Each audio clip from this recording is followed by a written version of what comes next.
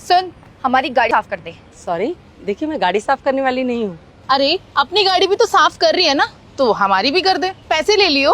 अरे बात पैसों की नहीं है, मेरी गाड़ी जरा सी गंदी थी इसलिए मैंने खुद ही कर ली। हाँ तो क्या हो गया, हमारी गाड़ी भी जरा सी गंदी है, कर दे साफ। इतने ड्रामे क्यों कर रही है? आप लोगों को एक बार में समझ में नहीं आती बात। मैंने कहा ना आपसे कि मैं गाड़ी साफ करने वाली नहीं हूँ। अच्छा लो, फोन लो और कॉल करके किसी सफाई वाले को बुलवा लो। ओ हेलो मैडम, तुझे क्या लगता है हमारे पास फोन नहीं है? ये देख आईफोन, तेरी इस खटारे से तो कहीं महंगा है। तो मैडम, आप अपने इस महंगे से फोन से कॉल करके किसी सफाई वाले को क्यों नहीं बुलवा लेती और गाड़ी साफ करवा लीजिए।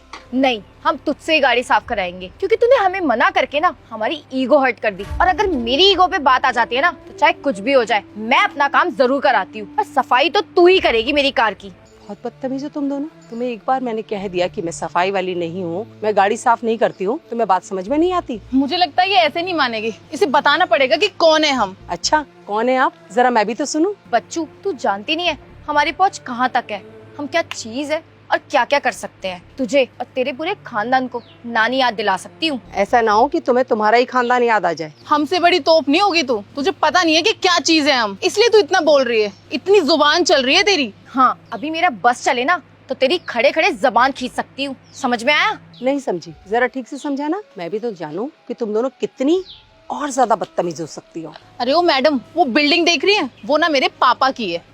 और वो बिल्डिंग देख रही है बड़ी वाली, वो मेरे पापा की है। इस शहर की ना सबसे महंगी बिल्डिंग है, तुझे अभी खड़े खड़े खरीद सकती हूँ मैं। तुझे क्या, तेरे पूरे खानदान को खरीद सकते हैं। इसलिए जो हम कह रहे हैं ना वो कर, हमारी चुपचाप बात मान ले। तुम दोनों से मैं शुरू से कह रही हूँ कि मैं गाड़ी साफ करने वाली नहीं हूँ। तुम दोनों की समझ में बात नहीं आती। अरे जितना समय तुमने मुझसे बहस करने में लगाया है ना, इतने में तो फोन करके एक सफाई वाला बुलवा लेती और गाड़ी भी साफ करवा लेती। पर नहीं, बहस करी जा रही हूँ। क्या मिल रहा है मुझसे बहस करके? तुझे समझ नहीं आता, तूने हम दोनों का ईगो हर्ट कर दिया है। अब तो गाड़ी हम तुझसे ही साफ कराएंगे। हाँ, और जब तक तू गाड़ी साफ नहीं करेगी ना, तब तक मैं तुझे जाने नहीं दूंगी। समझ में आया? ओह, इतनी हिम्मत है तुम में? हिम्मत की बात तो तू हमसे कर ही मत, तू अभी जानती नहीं है ना, गांव से आई है इसलिए। हाँ, तुझे देख के ना बिल्कुल गांव वाली फीलिंग आ रही है, लगता है किसी जंगल खाने से उठ के आई है। और थोड़ा मॉडर्न बन हमारी तरह। हाँ, हमारी तरह मॉडल बनना ना बहुत मुश्किल है, लेकिन फिर भी तू एक काम कर, हमारी गाड़ी साफ कर दे। बदले में हम तुझे अपने यहाँ नौकरी दे देंगे और उससे तू थोड़े कपड़े ले लियो। लगता है तुम लोग ऐसे नहीं समझोगे। अच्छा, क्या करेगी तू हम दोनों के साथ? सुन, तेरी इतनी औकात नहीं है कि तू हमारे आगे कुछ बोल भी सके, साड़ी वाली गवार। तो जैसी गवार से तो हम बात करना भी पसंद नहीं करते, फिर भी देख तुझे मुंह लगाना पड़ रहा है। अच्छा चल खत्म कर, ये ले 100 रुपए रख ले, हमारी गाड़ी जल्दी से साफ कर दे। वैसे भी तूने बहुत ड्रामा कर लिया। और ये साड़ी हटा, हमारे तो मॉडल बन। तेरी इतनी हिम्मत, तूने मेरी दोस्त को। ये थप्पड़ ना तुम दोनों को बहुत पहले पड़ जाना चाहिए था। तुझे तो मैं छोड़ूंगी नहीं, तू रुक। अरे मैडम, आप यहाँ?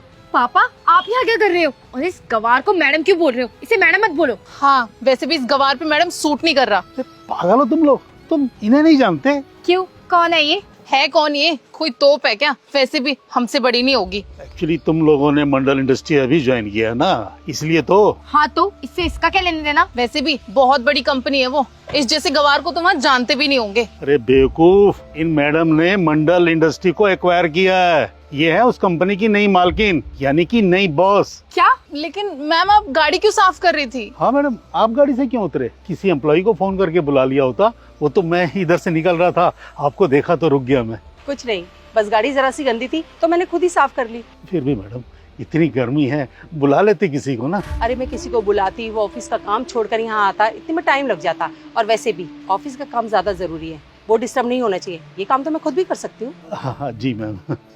मैम। हाँ हाँ बोलो, मैं जानती हूँ कि तुम दोनों क्या बोलना चाहती हो, बोलो। क्या हुआ मैडम, कुछ कहा इन्होंने आपसे? आप इनसे ही पूछिए। क्या किया तुम दोनों ने? वो जाने अनजाने में मैम को न जाने हमने क्या क्या बोल दिया। मतलब तुम लोग सुधरोगे नहीं। और तुम तो हुई शुरू से बदतमीज। क्या कहा तुमने? अनजाने में?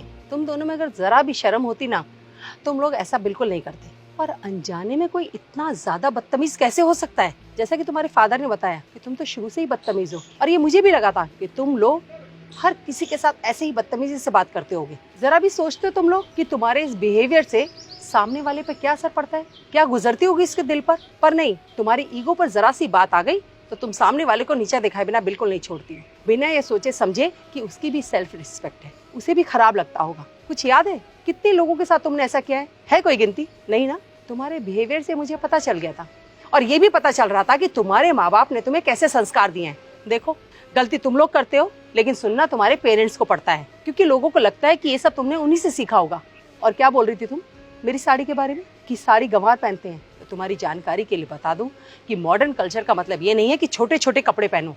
मॉडर्न कल्चर का मतलब है कि हम अपनी संस्कृति को ना भूलें और उसे याद रखते हुए नए भविष्य में कदम रखें, ना कि ये कि अपनी संस्कृति का मजाक उड़ाएं। और तुम जैसे लोगों को ऐसा लगता ही है कि हम लोग तुम्हारे छोटे कपड़ों को देखकर तुम्हें जज कर रहे हैं, तुम्हें उल्टा सीधा बोल रहे हैं, पर ऐसी बात नहीं है। मैं ये जानती हूँ कि तुम्हें पूरी फ्रीडम है कि तुम जो चाहे जैसे चाहे कपड़े पहनो, लेकिन अपनी संस्कृति का मजाक उड़ाने की फ्रीडम इस देश में किसी को नहीं है। Ma'am I am so sorry. हाँ मैम, प्लीज हमें माफ कर दीजिए, हम आगे से ऐसी गलती दोबारा नहीं करेंगे। दोबारा तो तब करोगी ना जब मैं मौका दूंगी, क्योंकि मैं तुम्हें इस नौकरी से निकाल रही हूँ। और क्या कह रही थी तुम कि ये बिल्डिंग तुम्हारे फादर की है? हाँ, शोबाजी के लिए। तुम्हारी जानकारी के लिए ये भी बता दूं कि ये बिल्डिंग मेरी है।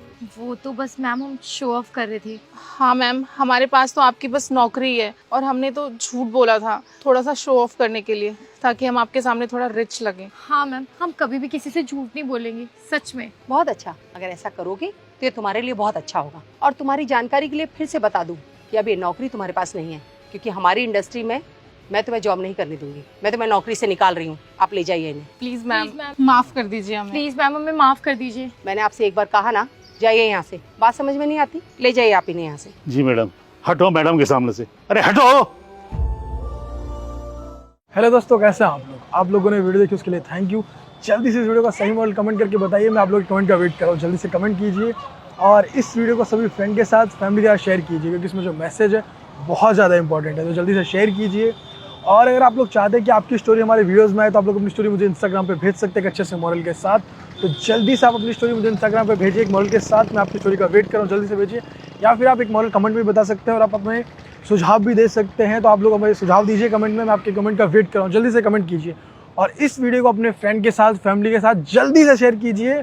और हमारे यूट्यूब चैनल को सब्सक्राइब कीजिए, हमारे फेसबुक को फॉलो कीजिए। हमेशा ऐसे मुस्कुराते रहिए, खुश रहिए। Thank you.